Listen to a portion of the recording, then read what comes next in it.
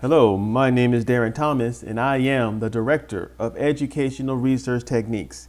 In this particular video, we're going to be looking at different types of groups that you might see or that you might develop in the classroom. So let's go ahead and see what we can learn.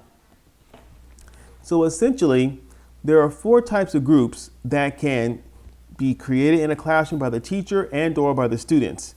And they are shown here on the screen, as you can see.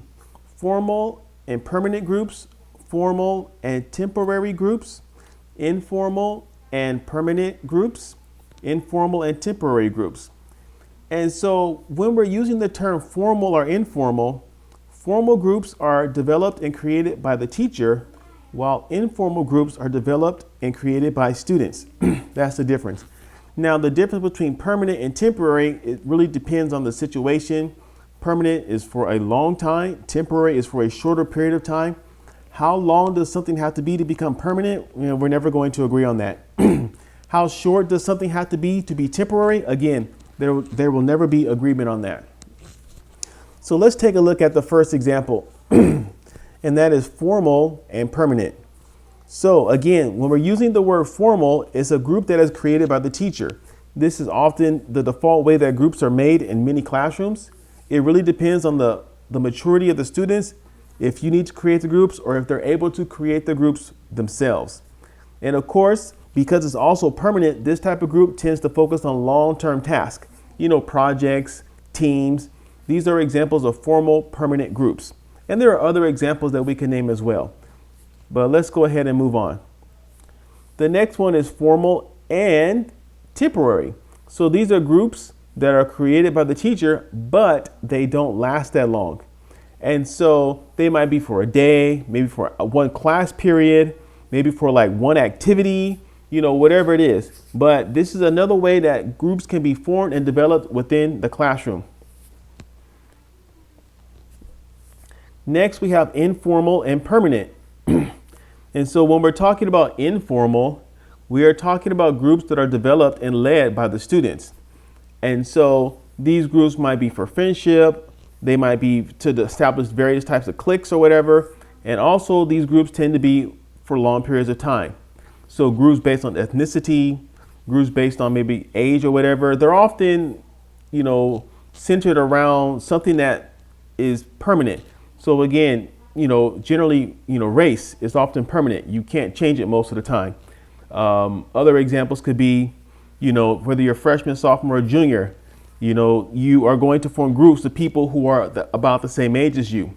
And so you're always going to be about the same age. So sometimes these groups can be a little longer lasting, thus becoming permanent. And so really it all depends on what kind of group you're trying to form and what is your purpose. Another group, I believe this is our last group, is informal and temporary. And see, these are groups that are, of course, developed by the students, and they're temporary in that they don't last a long period of time. And again, how you define a long period of time is going to vary from teacher to teacher. But examples of informal and temporary groups could be like school clubs. They might last a semester or a year. Again, that might be considered permanent for some people, but we're not going to worry about the details on that. Clubs based around, specific interests, the chess club, the book club, whatever. These are all groups that are created to achieve specific goals and may not have that carrying power that a more permanent group might have. And then finally here, we're going to take a look at some of the reasons that certain groups form. So we already mentioned at least partially about the benefits from socializing.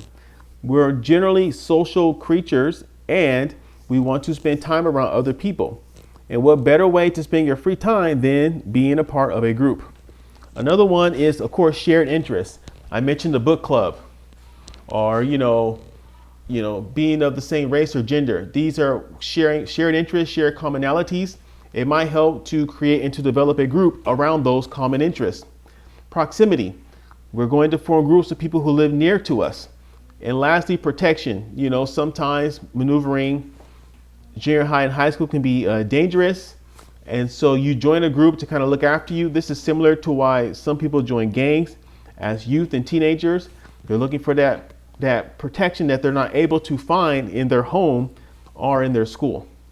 So To wrap this up and to conclude things, we need to remember from this video that there are 4 types of groups that you're commonly going to see in the classroom: formal and permanent, formal and temporary, informal and permanent, and informal and temporary.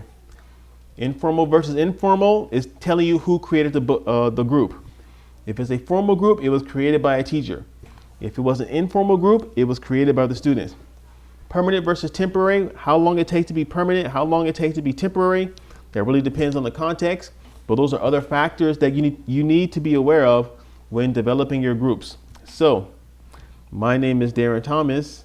I am the Director of Educational Research Techniques. Thank you so much for watching, and take care.